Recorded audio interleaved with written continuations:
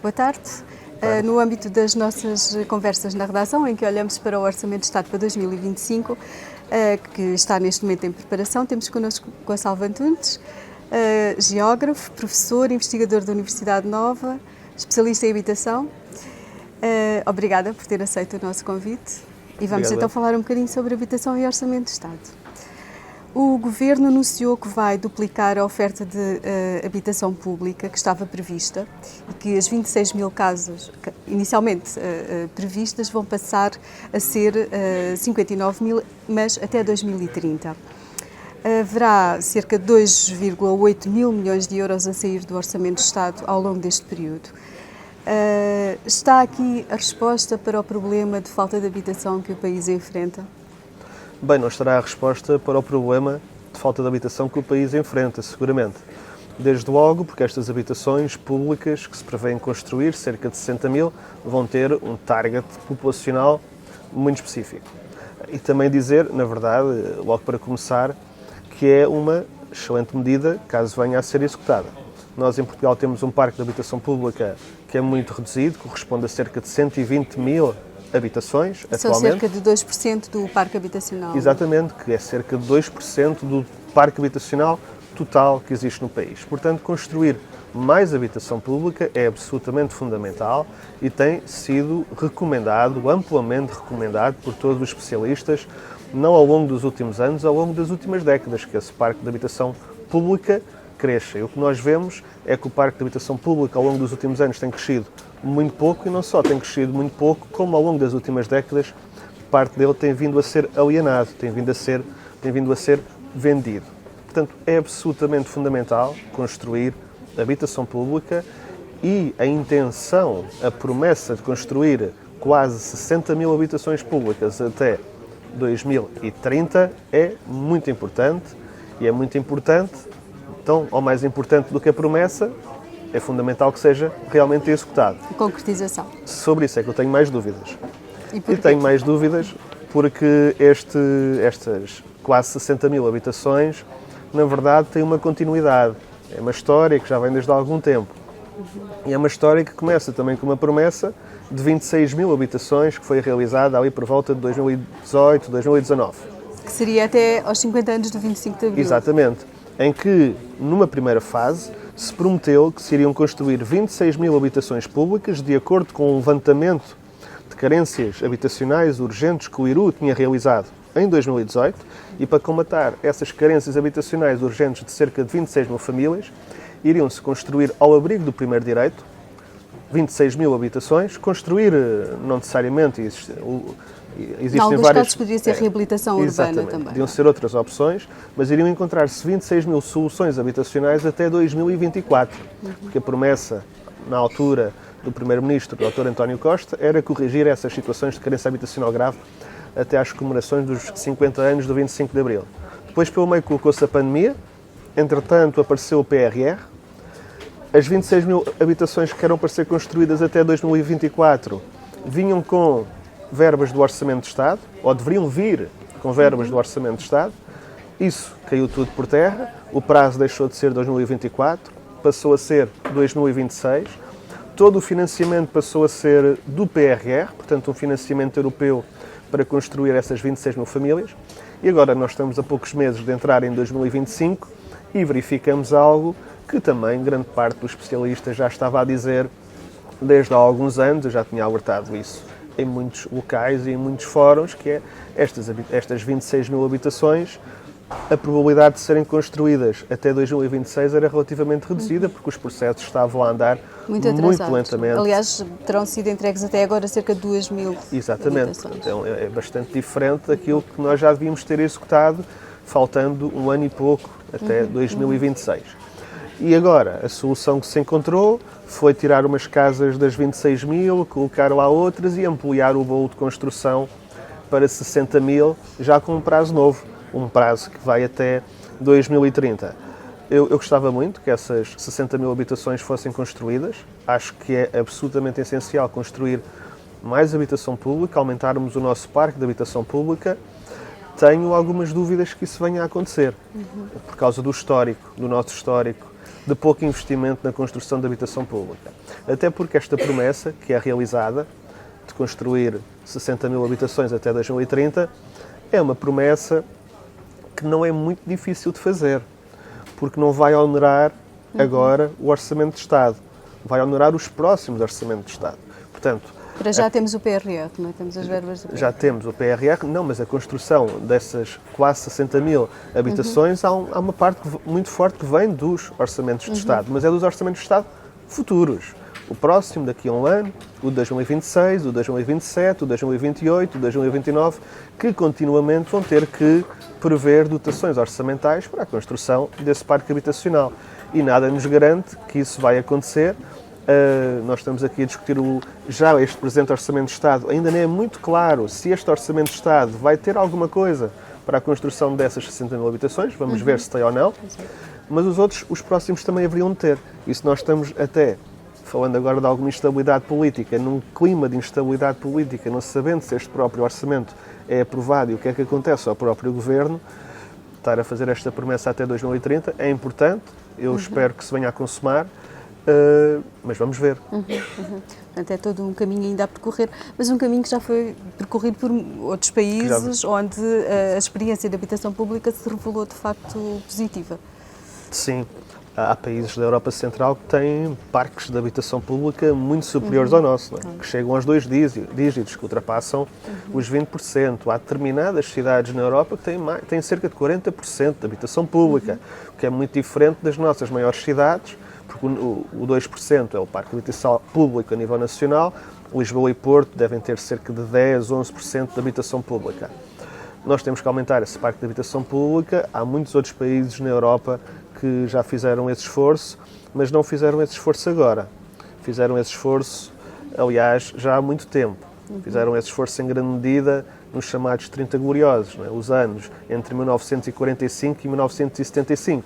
Foram realmente as 3 décadas onde se construiu mais habitação pública, um pouco por toda a Europa Ocidental, digamos assim, onde as políticas sociais e redistributivas, aliás, eram mais fortes do que eventualmente são agora, do Estado de Providência, e nesse âmbito do Estado de Providência e do Estado Social construiu-se muita habitação pública, e não só a construção de habitação pública, deu-se apoios para que outras entidades, os privados, o terceiro setor, as cooperativas de habitação, as entidades assistencialistas, pudessem participar na construção de uma habitação que não era pública, mas que ficava em arrendamento acessível e que é hoje muito importante nesses países e que em Portugal não existe. Exato. Nós temos pouca habitação pública, cerca de 2%, quase toda ela construída para resolver situações de urgência. Grande parte do nosso parque de habitação público mais recente já tem cerca de 30 anos. Foi construído na década de 90, ao abrigo do Programa Especial de Realojamento. É um edificado que já está a envelhecer.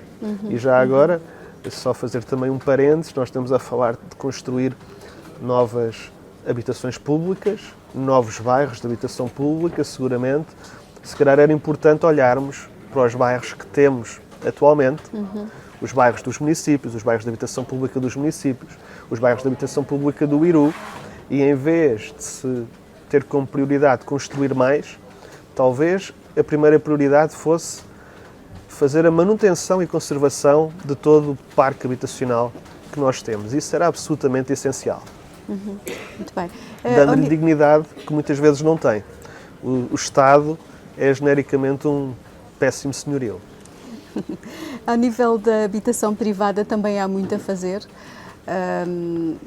Há todo um conjunto de famílias a viver em condições precárias, as tais que já foram identificadas, mas pelos municípios, não é?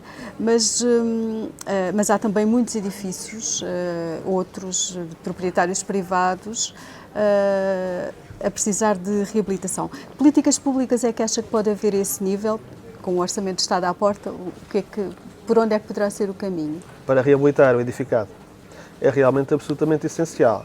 E o que nós temos visto, se olharmos para o panorama geral das políticas de reabilitação em concreto, começam a aparecer sobretudo na década de 80 e depois também tem continuidade na década de 90, é que os privados participaram sempre muito pouco nessas políticas, nesses programas de reabilitação que foram criados pelo Estado.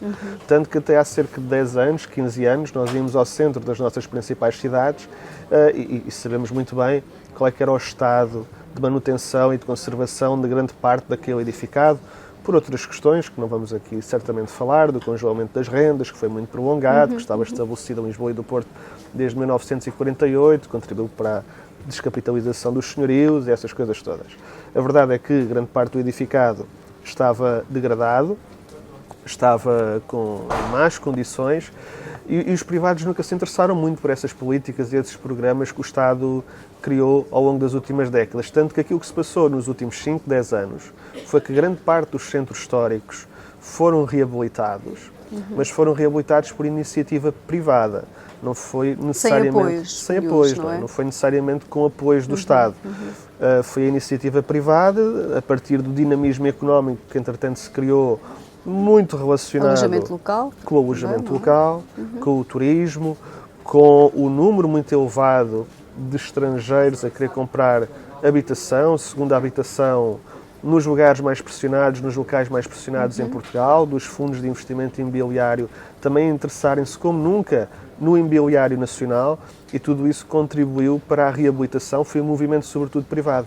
É importante que o Estado... Mas aí sem apoios, não é? Sem apoios, é importante Portanto, foi o mercado a funcionar, não é? É importante que o Estado, obviamente, crie medidas para que aqueles que ainda não reabilitaram e que não têm condições de reabilitar, porque há muitos proprietários de edifícios que ficaram completamente descapitalizados ao longo das últimas décadas. E que tipo de incentivos é que pode haver a esse nível, na sua opinião? Tem que se articular créditos bonificados, com prazos muito prolongados, eventualmente verbas a fundo perdido, mas também, se nós formos por esse caminho de verbas a fundo perdido, se calhar conviria que depois do edifício reabilitado uma determinada, algumas frações, uma percentagem das frações tivesse que ser obrigatoriamente colocada em arrendamento acessível, criando ali uma espécie de mix naquele edifício, para a reabilitação não ser, como tem ocorrido ao longo dos últimos anos, a privada, sobretudo para o segmento do luxo. E mais para a especulação imobiliária, no fundo. Exatamente, e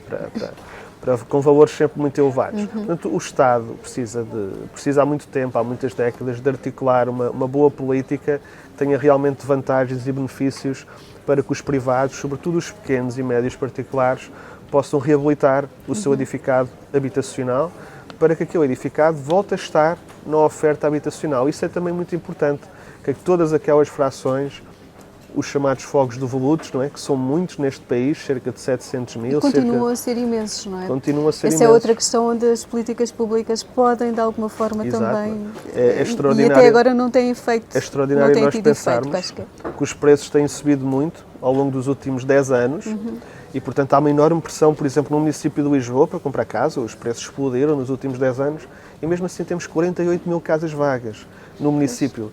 Porquê é que aqueles proprietários não dão uso àquelas casas para arrendar ou para as vender? E porquê? Até. Pois, isso é uma questão que ninguém sabe. Pois, porque já há penalizações fiscais, não é? Sabemos que o número está estável. Em 2011 para 2021 ele não mudou muito. Pois não. Agora, as razões, há umas mais clássicas, como relacionadas com as heranças, há umas mais exóticas, mas a verdade é que temos muitas habitações vagas no município de Lisboa, é um caso paradigmático, 48 mil habitações num dos municípios mais pressionados, se não o mais pressionado do país, onde se procura casa e a casa é escassa. Não faz sentido, mas é a realidade que temos. Exato. Uma das medidas que está prevista no programa de governo é rever a legislação em relação às heranças. Exato. Precisamente acha que era realmente importante avançar já com Eu acho que era absolutamente fundamental. A esse nível. E não é só já agora nas cidades, estou aqui para falar de habitação, mas aqueles fogos a que assistimos nos últimos 15 dias, esse cadastro rústico, é preciso medidas muito expeditas e disruptivas para tratarem dele. E a mesma coisa com as heranças. A partir do momento em que os herdeiros não se entendem para dar uso àquela propriedade que tem função social, porque tem função social também, o Estado tem que intervir. É o que acontece em muitos outros países. É preciso dar um tempo, eu até acho que se deve dar um tempo prolongado para alguns anos, não é preciso ser umas semanas e uns meses, uma coisa violenta, não. Pode-se dar alguns anos para aqueles herdeiros conseguirem encontrar uma solução. A partir do momento em que não se entendem e em que não se querem entender, o Estado tem que intervir, mas quando eu digo intervir, é salvaguardando sempre também o direito dos próprios herdeiros. Ninguém coloca isso em questão, não se vai expropriar e nacionalizar aquilo. Não é necessariamente isso, mas é preciso atuar e atuar com urgência quando esse entendimento, para que aquelas casas entrem. Não há justificação para que essas casas continuem sem entrar no mercado de habitação e para que nós tenhamos esse tipo de problemas que, de repente, continuam durante décadas e o edifício fica ali. A degradar-se. Muitas vezes, não é? Mas, e a não cumprir a sua função. Exato. Para a qual foi construído, de servir de habitação. Portanto, temos inegavelmente um problema no acesso ao mercado de habitação por parte da classe média, sobretudo. O valor do metro quadrado duplicou em poucos anos, como sabemos. Tem havido algumas medidas, como o IMT Jovem, a garantia pública na compra de habitação. Acha que é suficiente ou que são apenas remendos e que é preciso, de alguma forma, ir mais longe? Acho que são apenas remendos, não é? São efetivamente apenas remendos e são medidas que são reativas e não proativas, ou seja, o problema já está mais do que instalado em todo o país e agora vem-se realmente com alguns remendos, alguns paliativos, tentar amenizar. E, aliás, são remendos que até podem ser contraproducentes, mas já lá posso chegar. Efetivamente, o acesso à habitação ficou muito mais dificultado genericamente em todo o país. Nós, na Universidade Nova, estamos agora com um projeto precisamente a analisar o acesso à habitação desde 2016 até ao final de 2023 e verificamos que os valores medianos no metro quadrado, na compra e no arrendamento realmente explodiram. Em muitos territórios duplicaram, em alguns triplicaram, em algumas freguesias o valor chegou a triplicar e depois encontramos até algumas idiosincrasias olhando para o padrão nacional. Porque em Lisboa, Cascais e Oeiras, o valor do metro quadrado ser mais elevado não é estranho, embora, se olharmos para os valores que são praticados, esses já são estranhos. Mas ser mais elevado não é estranho. Mas nós vamos olhar para os 10 municípios com o valor mediano do metro quadrado mais elevado no país e encontramos muitos municípios do Algarve.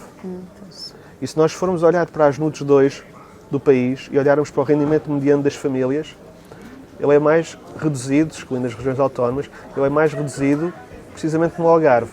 Portanto, temos municípios com os valores medianos do metro quadrado mais elevados em alguns municípios que têm rendimentos muito baixos, certamente muito abaixo de Lisboa, Cascais e Oeiras, mas os preços das habitações, olhando para o metro quadrado, são muito equivalentes. Isto, obviamente, cria um enorme desequilíbrio no país e enormíssimas dificuldades em aceder à habitação em Lisboa, no Algarve e depois, eventualmente, na área metropolitana do Porto, que aparece em terceiro lugar, o que é absolutamente extraordinário, porque o Algarve tem uma situação muito mais preocupante do que a área metropolitana do Porto nesse aspecto, embora a área metropolitana do Porto também esteja numa situação preocupante. Isto aqui, o preocupante, é sempre já em níveis muito elevados. As medidas que este governo criou são medidas que, no fundo, são aquilo que nós chamamos os apoios indiretos, os apoios à pessoa, vão diretamente, têm influência diretamente na carteira das famílias, digamos assim, nomeadamente essas questões fiscais, sobretudo para os jovens. O Construir Portugal tem muitas medidas dirigidas em específico para os jovens. O problema de acesso à habitação não é só dos jovens, é um problema que afeta toda a classe média, toda a população em idade ativa. Eu admito que os jovens tenham um problema em particular, porque estão a iniciar a sua vida profissional, de vida é normal, não é? Recebem menos, nunca conseguiram fazer aforro, não é? Poupanças, e portanto aquela medida também importante, parece-me a mim, de fazer um empréstimo do remanescente, dos 10% que é preciso dar, a garantia pública também é importante. Agora, eu estava há pouco a dizer que isto pode ser contraproducente. E porquê é que pode ser contraproducente? Porque se todos estes jovens agora, com estas medidas, conseguissem, não parece que consigam, mas que se conseguissem ter apoios para comprar casa, ou fique mais facilitado, a procura vai aumentar, mas a oferta é exatamente a mesma. E pode até fazer com que o preço das habitações é o próprio aumento, porque há uma quantidade de jovens casais à procura de casa a partir dos benefícios que foram criados, que anteriormente não existia, e os preços vão aumentar. Podem aumentar. É uma das repercussões que pode acontecer. Há outras medidas importantes que foram alteradas. O Porta 65 não me parece necessariamente para melhor, devo dizer, as alterações que foram colocadas no Porta 65, como por exemplo, agora já não existe uma renda limite. Eu acho que há sempre rendas limites a colocar nesse tipo de medidas, porque são medidas para apoiar aqueles que mais precisam, que devem ter sempre prioridade. Apoiar rendas muito elevadas não faz sentido, não é? Não faz sentido. E outras questões que foram alteradas no Porta 65 que também não me parecem que vão exatamente no sentido de privilegiar aqueles que mais precisam. Embora o Porta 65 anteriormente também não funcionasse às mil maravilhas, não é? Longe disso, também tinha muitos problemas, mas estas soluções realmente também não me parece que sejam. Mas ao nível de apoios não há muito mais coisas, não é? Temos o Porta 65, depois temos o apoio extraordinário às rendas, e quem está no mercado de arrendamento tem também grandes dificuldades de encontrar rendas. O apoio extraordinário às rendas, que foi criado no Mais Habitação, foi uma medida muito importante. No momento de inflação e com os custos de vida a subir bastante, aquele apoio extraordinário às rendas que foi criado para apoiar todas as famílias com uma taxa de esforço superior a 35%, foi uma medida que se mantém, é uma medida que se mantém e foi uma medida muito importante, talvez das mais importantes criadas em Portugal nas últimas décadas no respeito a políticas públicas de habitação. E esse tem-se mantido. Tem-se mantido, e ainda bem, mas tem prazo limite, tem uma data para terminar.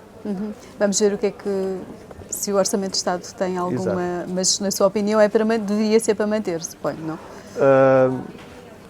Eventualmente. Foi criado para resolver o problema da inflação alta, a inflação está a começar a baixar. Eu ainda antes dessa medida aparecer, sempre fui apologista que o Porta 65 tivesse uma dotação orçamental muito superior àquela que tem, mas muito superior àquela que tem, e que não estivesse apenas focado na camada populacional mais jovem e que fosse alargado a todos. Sempre já dizia isso antes desse apoio extraordinário que foi criado, e do meu ponto de vista eu continuo a achá-lo. Ou seja, esse apoio extraordinário efetivamente tem um prazo e tem uma conjuntura de inflação, mas depois convinha que o Porta 65 fosse alargado a toda a população e que tivesse dotações orçamentais muito mais fortes do que aquilo que tem, e que algumas até podiam vir, aliás, daquilo que já está orçamentado para esse apoio extraordinário, que são várias centenas de milhões. Exato. Ao contrário do Porta 65, é menos. Mais modesto, exato. Ainda ao nível do arrendamento, a reforma que foi feita em 2012 e que visou sobretudo as rendas antigas, acha que teve os resultados pretendidos? Ou seja, diria que as rendas antigas continuam a ser um problema? Bem, para avaliar se teve os resultados pretendidos, eu precisava de saber quais eram os objetivos. Não sei muito bem quais foram os objetivos daquelas alterações de 2012. A verdade é que nós ainda continuamos a ter mais de 150 mil contratos antigos, atualmente, o que é uma percentagem, uma fatia muito grande, porque o país tem cerca de 900... Não sabe exatamente quantos desses transitaram para o NRAL. Não sabe, portanto... A INE não consegue avaliar isso. Não é certo dizermos que esses 150 mil ainda mantêm rendas desatualizadas. É verdade. Mas, efetivamente, eles ainda existem. Quer dizer, as alterações foram muito violentas, as de 2012, e depois, aliás, quando mudou o governo, houve alterações importantes para salvaguardar, sobretudo, a população mais idosa e em outro tipo de situações. A minha opinião é que as alterações de 2012, ao NRAL, desequilibraram muito o mercado de arrendamento e desequilibraram-no muito para o lado dos proprietários e dos senhorios. Não foi realmente um quadro legislativo equilibrado. E aquilo que nós precisamos é de um quadro legislativo equilibrado, de direitos e deveres relativamente equitativos para os senhorios, proprietários e também para os inquilinos. Os inquilinos não podem ser colocados numa posição subalterna, como em certa medida foram colocados em 2012. Isso tem sido suavizado ao longo dos últimos anos, acho que é importante para voltar a equilibrar o mercado, mas na verdade todo o NRAL tem que ser reformulado, não é? Tem que existir uma reforma on-route de cima a baixo.